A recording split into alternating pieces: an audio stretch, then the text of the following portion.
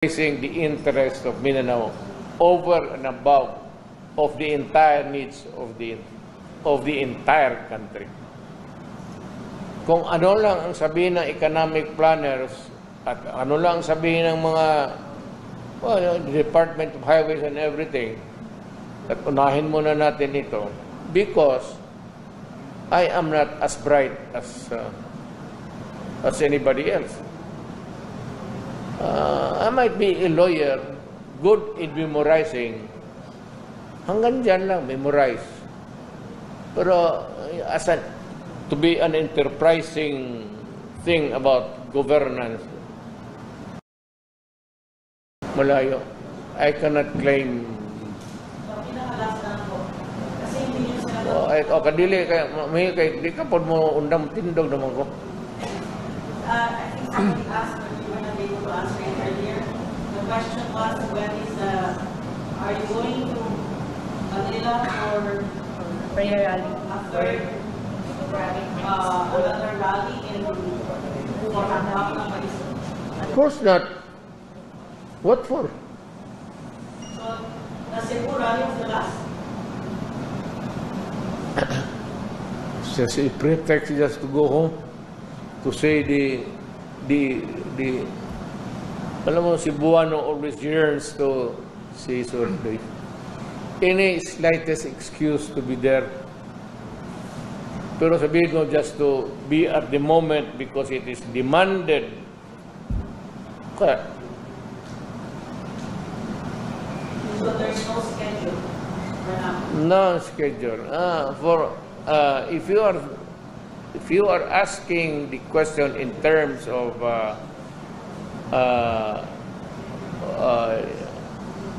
what would be in the future of this country and what would be your views or opinions if this would occur or happen or not. I'm retired. I would like to stay retired. I do not want to meddle in politics. Maski na sa mga anak ko, if they can carry the burden on their own, kampanya lahat na gusto ko magpahinga na.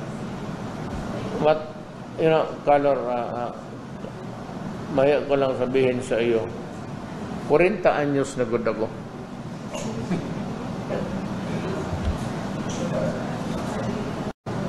And if you would want to be comfortable with the number, double it. And that's why. Mayor, also yung last na update ni Congressman Alvarez sa IM on i-finish nila ng Optin 1. Ako talaga, I cannot magprangka ako sa inyo. This is for all, and I would repeat it now and forever. I do not want my country dismembered. I do not want a part of my country taken away. I do not want my country to be disturbed physically, even the slightest. It goes for Luzon hanggang Pulo. Yung nagising ako sa mundong ito, Republic of the Philippines, for as long as I live, it would be the same Republic of the Philippines. Were you saying a different thing, Mayor, last time when you said that you would want Mindanao to separate from Mindanao? Although you did not... Sa kadang intrigadura ko yun.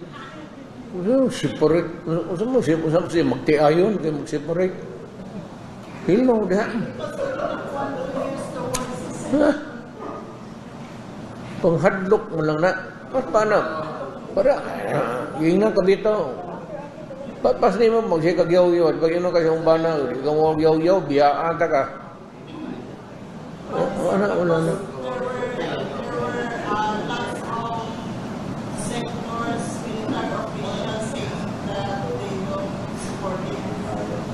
Lalabin ako.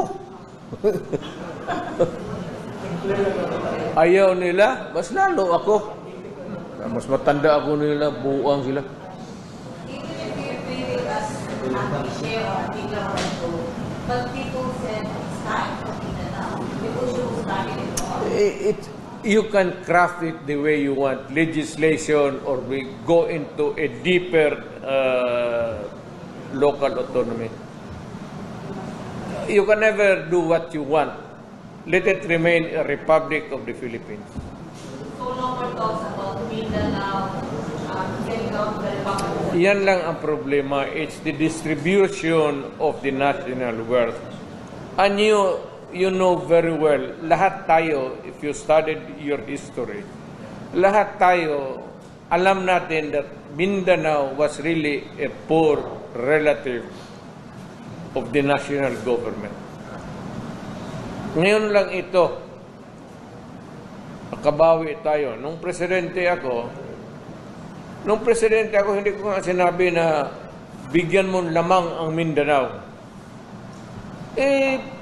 Patas. Hindi mo naman sabihin na presidente ako, gusto kong bumawi na, o nagkulang tayo noon, ngayon panahon ng bumawi. That ain't the way of being a Filipino.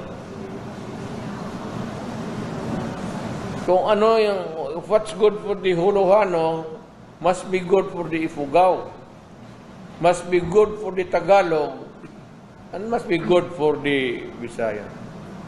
Why? If you have to remain a republic, ganun talaga, you better adopt that kind of thinking. Hindi tayo pwede mag-isip-isip na mga Tagalog, Visaya, or kalukuhan niya. Ngayon pa, katanda-tanda na natin, may mga anak na tayo, ngayon pa tayo mag-isip ng ganun. And I'd like to sabihin ko sa mga Pilipino, stop this separate. Na pagmulat ko sa mata ko when I was born, this was a republic. Ganun na. Huwag mong kunin baski kalahating hektarya yung Samal Island. Magkagulo tayo. Even if you take 1 hectare away from Samal Island, yung bayan ko, yan. Huwag mong galawin. Pag hindi, magagera tayo. Mayor, listen to you when you said you want people to be educated for a day will come that Mindanao will be a separate country from the Philippine Republic. We got it wrong. Sabi ko sa iyo, pang-atik lang yun. Ano ka ba? kung hindi mo ganunin kasi yung mga taga-Maynila, parang sipain mo yung paa. Adrip, potang ina mo, hindi lang ikaw ang Pilipino, ha? Nabuutan rin lang yun, pag marato. So last lang to Mayor, and they took it so serious. Like, cool down sila ito. Because of that. Not because of a bluff, but because of a strong statement coming from a Filipino.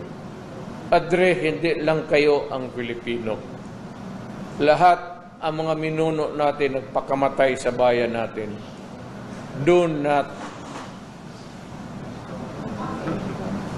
So it's dead. Mindanao Independence Movement is dead.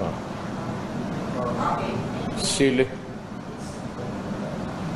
You still have another question, Ron? If at all, kung mayroong mag-declare ng independent state, kung gusto lang nila, payag ako, Samal Island. Yan. Gusto na mag-declare ng independent Samal Island, sali na lang ng talikod para may sila, bakasyonan. Ron? Mayor, I still have to, Mayor, yung drug addict issue kay President, ganun pa rin ba yung challenge mo kapag drug test? Drug test. Drug addict issue. Yung challenge mo po. Ano?